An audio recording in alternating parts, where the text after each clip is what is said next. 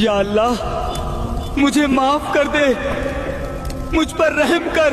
एक शख्स अपनी कब्र में अजाब झेल रहा था। कब्र बेहद तंग थी और आग की लपटें उसे चारों तरफ से घेर चुकी थीं। वह बुरी तरह चीख रहा था, पनाह मांग रहा था, मगर सुनने वाला कोई नहीं था। फिर अचानक एक ही लम्हे में सब कुछ बदल गया। आग बुझ गई और उसकी तंग कब्र एक खूबसूरत बाग में तब्दील हो गई। जो फरिश्ते अभी अजाब लेकर आए थे, अब उन्हीं के हाथों में रेशमी कपड़े थे और जन्नत की खुशबू बिखर रही थी। हैरान होकर उस शख्स ने पूछा, ऐ फरिश्तों, मेरे गुनाह तो अब तक माफ नहीं हुए, फिर यह चमत्कार कैसे हो गया? फरिश्तों ने जवाब दिया, तेरा अजाब तेरे अमाल की वजह से नहीं रुका, बल्कि तेरे मासूम बच्चे की वजह से रुक गया है। अभी अभी तेरे यतीम बेटे ने जमीन पर उस्ताद के सामने बैठकर बिस्मिल्लाहिर्रहमानिर्रहीम, अल्लाह ने फरमाया, जब मेरा बंदा दुनिया में मुझे रहमान और रहीम कहकर पुकार रहा है, तो मैं जमीन के नीचे उसके बाप को अजाब कैसे दे सकता हूँ? याद रखो, अपनी औलाद को नेक रास्ता सिखाओ, क्योंकि जब तुम कब्र में बेबस होगे तो यही औलाद तुम्हारे लिए ढाल बनकर खड़ी होगी। जब जहन्नम के लोग बहुत लंबा और दर्दनाक अजाब भुगत चुके होंगे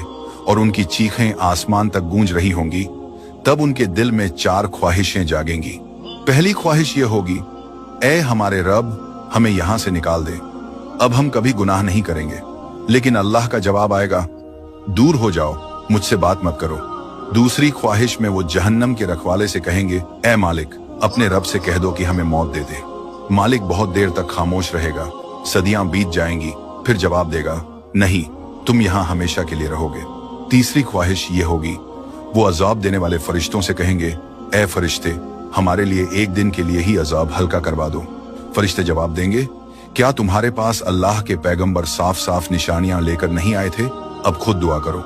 लेकिन काफिरों की दुआ कभी कबूल नहीं होती।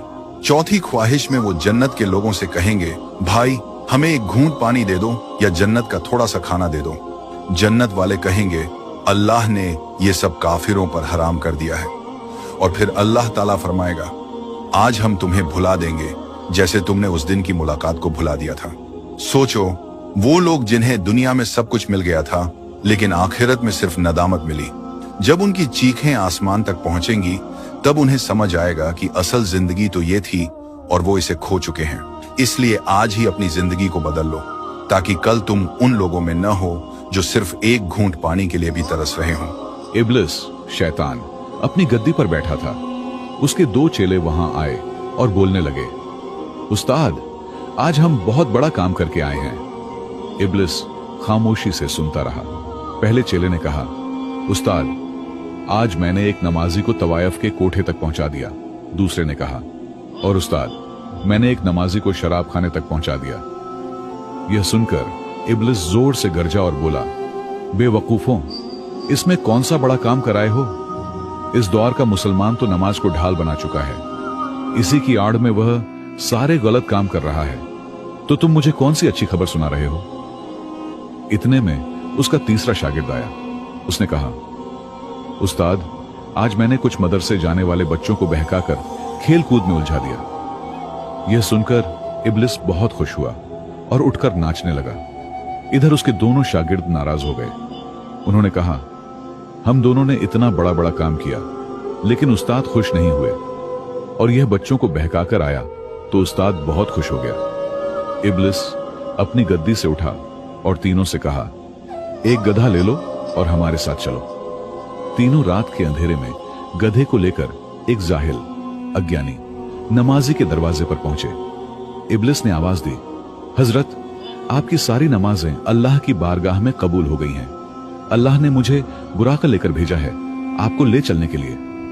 जाहिल नमाजी यह सुनकर बहुत खुश हुआ, दरवाजा खोलकर आया और रात के अंधेरे में गधे पर सवार हो गया। क्योंकि वह जाहिल था, उसे इल्म नहीं था कि बुराकत किसके लिए आता है। इब्लिस और उसके चेले उसे कुछ दूर ले जाकर एक बड़े नाले में धकेल कर लौट आए। फिर इब्लिस एक आलिम, समझदार नमाजी के दरवाजे पर पहुंचा और वहीं आवाज लगाई, हजरत, आपकी सारी नमाजें और इबादतें अल्लाह की बारगाह में कबूल हो गई हैं। अल्लाह ने आपके लिए बुराका भेजा है। मैं जिब्रील फरिश्ता हूं, आपको लेने आया हूं। आलिम ने दरवाजा खोला और कहा, मुझे लगता है कि तू इब्लिस शैतान है, भाग जा यहां से, मरदूद, ला हौल वला कुव्वत। इतना सुनना था कि इब्लिस गधा वहीं छोड़कर अपने चेलों के साथ भाग गया। दौड़ते दौड़ते इब्लिस बोला, देखा इल्म वाले और जाहिल में क्या फर्क होता है? तुम दोनों ने जो किया उससे बेहतर यही काम है। अगर बच्चे पढ़ लिख कर इल्म वाले बन जाएंगे तो न जाने कितनों को इल्म सिखाएंगे। इसलिए हमारा पहला मिशन यही है, जो इल्म की तरफ जा रहे हों उन्हें रोकना। आवाम के लिए नसीहत, अपनी नस्ल को झालत से निकालो और उन्हें तालीम और इल्म की तरफ ले जाओ, क्योंकि इल्म ही इंसान को सही गलत का फर्क सिखाता है।